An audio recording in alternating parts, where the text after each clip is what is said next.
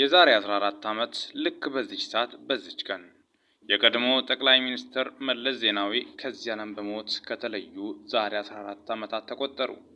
በዚች ሰዓትና በዚች ቀን ነበር ታላቁ መሪ ሕይወታቸውን ያለፈው።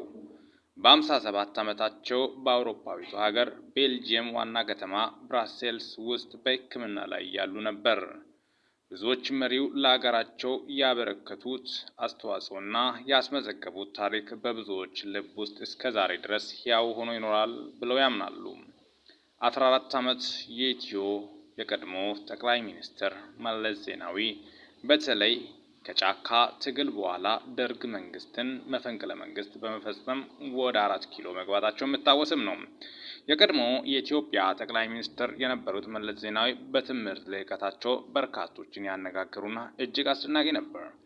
ከፊሎችን ያስተቸና ተቃውሞ ያስነሳ ጉዳይ ቢሆንም ደግሞም አብዛኛው እውቀታቸውና ለሀገሪቱ ያስተዋጹት ነገር ያበረከቱት አስተዋጽኦ እጅግ የሚመሰገን ነው በማለት በርካቶቹ ሀሳባቸውን ሲያነሱም ይስተዋላል። አጫጭርና ለማስታወሻ ያክል መረጃዎች በማስመልከት ከማይደር እናንተ ይዤላችሁ መጣሁት። ሚኪ ታቦር ኢንፎን ሰብስክራይብ በማድረግ ወቅታዊ ነጫጭር መረጃ ያገኙ። ሰላም ቆዩልኝ።